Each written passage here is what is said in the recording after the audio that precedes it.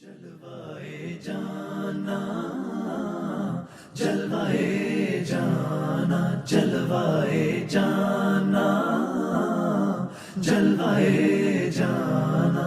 मौलाया सल्ली वसल्लिम दाइमन अबदन अला हबीबिका खैरी खल्क़ि कुल्लिहिम। बिस्मिल्लाहिर्रहमानिर्रहीम। अल्लाहुम्मा सल्ली अला सय्यदिना व मौलाना मुहम्मदिन व अला आलिहि व अस्हाबिहि व बारिक वसल्लम। अस्सलाम वालेकुम माय यूट्यूब फैमिली। उम्मीद है आप सब खैरियत से होंगे, ठीक ठाक होंगे। तो जैसे कि जनाब आपको देखने से पता चल गया होगा कि आज की मेरी रेसिपी क्या है। जी हाँ, आज मैं बनाने जा रही हूँ खीर दूध और चावल से। बहुत ही सादा सी खीर है, बहुत ही कम इंग्रेडिएंट से बनी हुई खीर है। तो आइए देखते हैं क्या क्या खीर में शामिल। बिस्मिल्लाहिर्रहमानिर्रहीम। जी तो वीवर्स, खीर बनाने के लिए सबसे पहले जो मेन चीज़ है वो है हमारे पास मिल्क, जो कि मैंने 2 लीटर ले लिया है। और इसके अलावा इसको मैंने तकरीबन 1 घंटे से मैं इसको बॉईल कर रही हूँ। इसमें मैंने 4 से 5 छोटी इलायचियाँ डाल दी थी बॉईल करते वक्त। ये है तकरीबन एक कप के करीब चावल जो कि मैंने बॉईल कर लिए थे। ये रियली 1 कप ही हैं, लेकिन ये बॉईल करने के बाद क्योंकि चावल जो है वो फूलता है, बॉईल करने के बाद अच्छा खासे हो गए हैं ये। मैंने इसको अच्छी तरह से ज़रा सा मैश भी कर लिया है। हमें इसको इतना पकाना है कि ये इस तरह की कंसिस्टेंसी में आ जाए, बल्कि मैं इसको और पतला करूँगी डालते वक्त, ताकि ये गुठलियाँ ना पड़े इसकी दूध के अंदर। ये है मेरे पास खोया। ना भी हो आपके पास, आप फ्रेश खोया भी ले सकते हैं, लेकिन ये वो खोया है जो घी बनाते वक्त आखिर में बच जाता है। मैं वो सेव कर लेती हूँ, और सेव करने के बाद जो है मैं इसी तरह के किसी भी काम में इसको ले आती हूँ। इस खोए की जो है वो आप पूरियाँ भी बना सकते हैं। मैं आपको इंशाल्लाह ताला बाद में पूरियों की, मीठी पूरियाँ जो होती हैं उसकी रेसिपी भी बताऊँगी। तो ये खोया आप मेवा वगैरह मिलाकर इसकी पूरियाँ भी बना सकते हैं। एंड देन आप इसको खीर में भी इस्तेमाल कर सकते हैं, और अगर आप किसी और चीज़ में इस्तेमाल करना चाहें, नहीं करना चाहते, तो बच्चों को चीनी डाल के खिला दीजिए, कोई मसला नहीं है। लेकिन इसको वेस्ट मत कीजिए, ये बहुत बेहतरीन चीज़ होती है। बहुत से लोग घी निकालने के बाद इसको वेस्ट कर देते हैं। तो प्लीज़ कोई भी चीज़ खाने की वेस्ट मत किया करें। अल्लाह ताला रिस्क देता है तो रिस्क में इस तरह से बरकत भी देता है, ज़ाया करने से रिस्क की बरकत भी ख़त्म हो जाती है। ये है खोपरा। इस खोपरे को मैंने जो है वो ग्रेट किया है, कद्दूकश से कद्दूकश कर लिया है, इसको मोटा मोटा कर लिया है। ये मैं खीर के अंदर डालूंगी।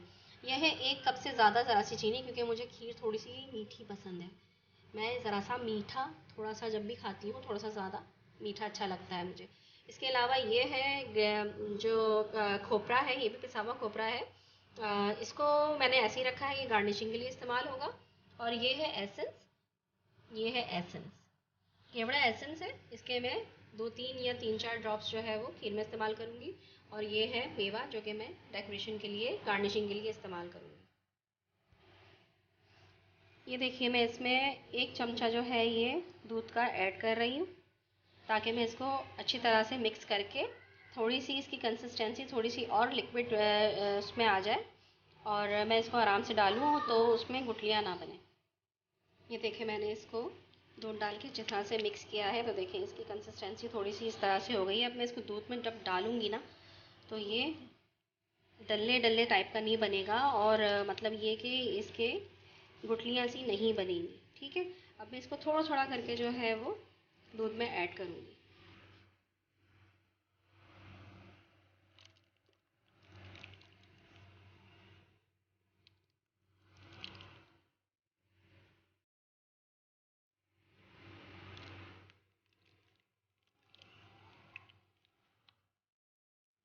इसी तरह से मैं सारे चावल इसमें ऐड कर दूँगी। देखें, बिल्कुल भी जो है वो गुठलियाँ नहीं बन रही हैं। बहुत आसानी से ये चावल इसमें डिज़ोल्व हो रहे हैं, क्योंकि ये चावल हमारे पास पहले से पके हुए हैं। बहुत से लोग जो हैं वो चावलों को धो के, इसको खुश्क करके, और फिर जो है उसको ग्राइंड करके फिर यूज़ करते हैं, लेकिन मैं इस तरह से बनाती हूँ।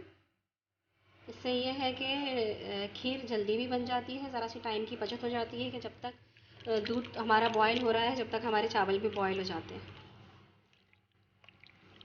और जो खीर का एक टेक्सचर होता है ना, ज़रा से दानेदार, वो इसमें बहुत ज़बरदस्त आता है।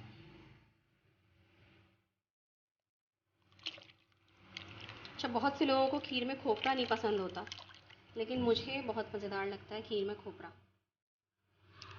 तो अगर दावत वगैरह होती है और इस तरह से तो मैं ज़रा अवॉइड करती हूँ, लेकिन जब अगर मैं घर के लिए बना रही हूँ तो फिर मैं खोपरा ज़रूर इस्तेमाल करती हूँ।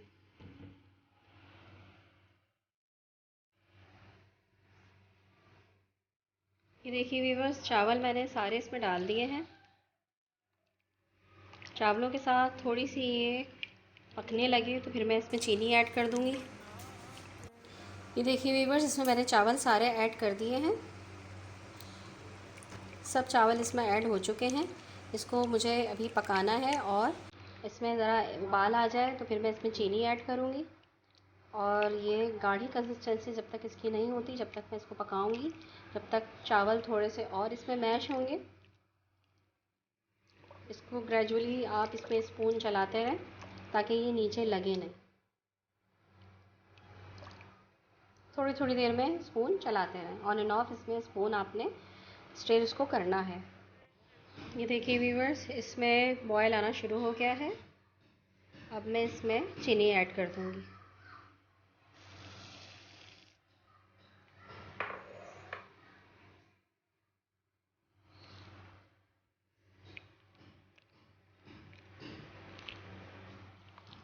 इसको और पकाएंगे हम, तकरीबन जब तक पकाएंगे हम जब तक ये गाढ़ी नहीं हो जाती।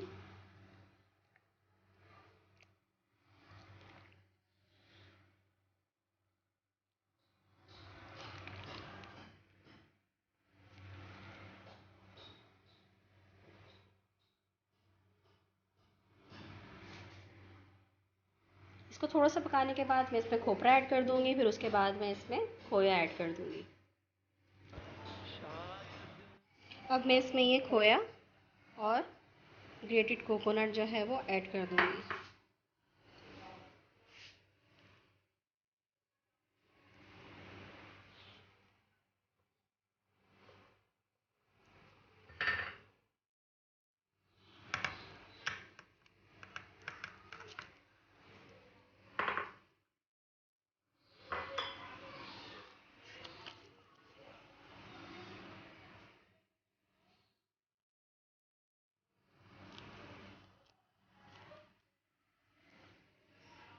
आपके पास खोया अवेलेबल नहीं है, आप नहीं डालिए। अगर आप फ्रेश खोया जो है वो लेके डालना चाहते हैं, आप फ्रेश खोया डाल लीजिए। मेरे पास रखा हुआ था और मैंने इसी मकसद के लिए उठा के रखा था कि खीर बनाऊंगी तो खीर में डल जाएगा ये, तो इस वजह से मैंने इसको यूज़ कर लिया। इंशाल्लाह ताला घी निकालने की रेसिपी भी मैं आप लोगों को जल्दी सिखा दूँगी, क्योंकि अभी मेरी जो है वो मलाई ऐड करने का प्रोसेस अभी चल रहा है। जब मलाई मेरे पास अच्छी क्वांटिटी में हो जाएगी तो फिर इंशाल्लाह ताला मैं आप लोगों को घी निकालने का तरीका भी बता दूँगी। अब मैं इसमें ये वाला खोपरा ऐड कर रही हूँ और मैं इसको मिक्स करके इसको थोड़ा सा गाढ़ा होने दूँगी। खीर थोड़ी सी और गाढ़ी हो जाएगी तो फिर मैं इसको ठंडा होने के बाद डिश आउट करूँगी। उसके बाद ये थोड़ी सी ठंडी होने के बाद थोड़ी सी और ये गाढ़ी होगी। ये देखिए व्यूअर्स, खीर हमारी पक के एकदम तैयार हो चुकी है और इसमें जो बबल्स उठ रहे हैं उससे आपको इसकी कंसिस्टेंसी का अंदाज़ा हो रहा होगा कि इसकी कंसिस्टेंसी किस तरह की है। ये बिल्कुल रेडी हो चुकी है। अब मैं फ्लेम को ऑफ़ कर दूँगी और इसमें केवड़ा एसेंस के 4 से 5 कतरे ऐड करके इसको मिक्स करके फिर डिश आउट कर लूँगी और फिर दिखाती हूँ इसकी आप लोगों को फ़ाइनल लुक। अल्लाहुम्मा सल्ली अला मुहम्मदिन व अला आलि मुहम्मदिन कमा सल्लैता अला इब्राहीम व अला आलि इब्राहीम इन्नका हमीदुम मजीद। अल्लाहुम्मा बारिक अला मुहम्मदिन व अला आलि मुहम्मदिन कमा बारकता अला इब्राहीम व अला आलि इब्राहीम इन्नका हमीदुम मजीद। व्यूअर्स, खीर बनके तैयार है और ये खीर मैंने स्पेशली 12 रबीउल अव्वल की फ़ातिहा दिलाने के लिए तैयार की थी और मैंने जो खीर डिस्ट्रीब्यूट करनी है वो खीर की प्याले भी जो हैं वो रेडी हो चुके हैं।